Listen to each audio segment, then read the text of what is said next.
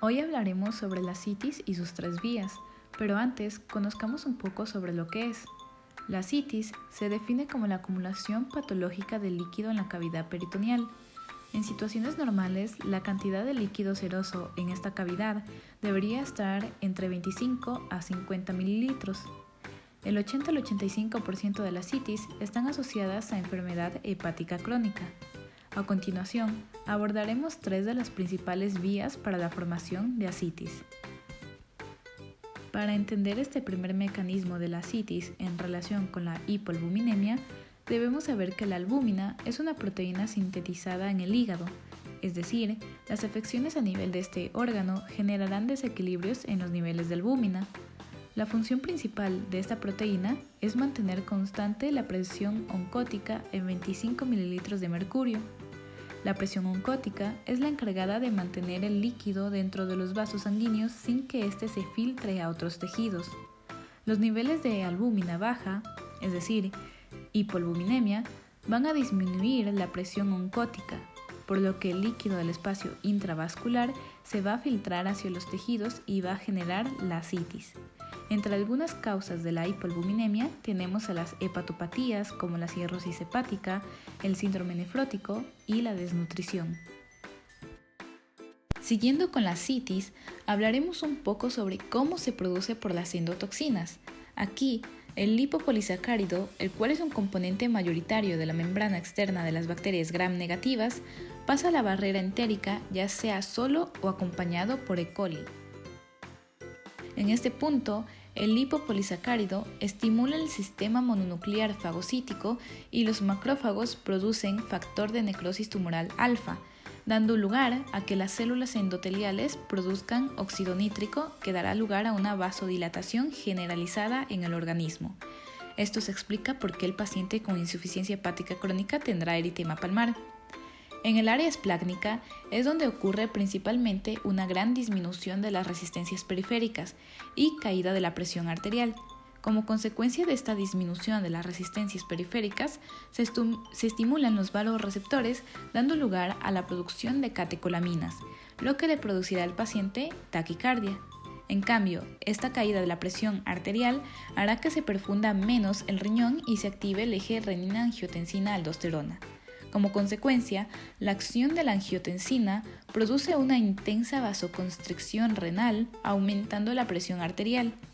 La angiotensina 2 también desencadena la liberación de la hormona aldosterona por parte de las glándulas suprarrenales y de la vasopresina por parte de la hipófisis. Esta aldosterona y vasopresina provocan la retención de sodio por parte de los riñones. La aldosterona también provoca que los riñones retengan potasio, y el incremento de los niveles de sodio provoca retención de agua, aumentando así el volumen de sangre y la presión arterial y produciendo finalmente la ascitis. Explicando un poco sobre la ley de Starling para entender la ascitis por hipertensión venocapilar, en condiciones normales los capilares mantienen un estado de equilibrio casi perfecto, donde la cantidad de líquido que se filtra desde los extremos arteriales es prácticamente igual al líquido que regresa a la circulación por absorción. Aunque existe un ligero desequilibrio, este se explica por el líquido que finalmente retorna a la circulación a través de los vasos linfáticos. El equilibrio Starling se rige por las presiones en los capilares arterial y venoso, promediándose para calcular la presión capilar funcional media a lo largo de todo el capilar, que se establece en 17.3 milímetros de mercurio. En la circulación capilar total se encuentra un equilibrio entre las fuerzas exteriores totales de 28.3 milímetros de mercurio y la fuerza interior total de 28 milímetros de mercurio, con un ligero desequilibrio de 0.3 milímetros de mercurio que resulta en una filtración neta ligeramente mayor hacia los espacios intersticiales que la reabsorción. Cuando la presión capilar se eleva significativamente por encima del valor medio de 17 milímetros de mercurio, la fuerza neta que favorece la filtración del líquido hacia los espacios tisulares aumenta. Un aumento de 20 milímetros de mercurio en la presión capilar provoca un incremento en la presión neta de filtración de 0.3 a 20.3 milímetros de mercurio, resultando en 68 veces más filtración neta del líquido en los espacios intersticiales que en condiciones normales. Para evitar la acumulación de líquido en estos espacios, se requerirá un flujo de líquido hacia el sistema linfático 68 veces mayor, una cantidad que supera entre 2 y 5 veces la capacidad de los linfáticos para llevarse ese exceso. Como resultado, el líquido empezará a acumularse en los espacios intersticiales. En hepatopatías crónicas, la presión en la porta aumenta, generando hipertensión venocapilar en las vénulas y provocando un drenaje de líquido, conforme a la ley de Starling de los capilares. En las formas más comunes de hipertensión portal en las zonas postsinusoidales, se desarrolla hipertensión en los sinusoides debido a la obstrucción más allá de ellos.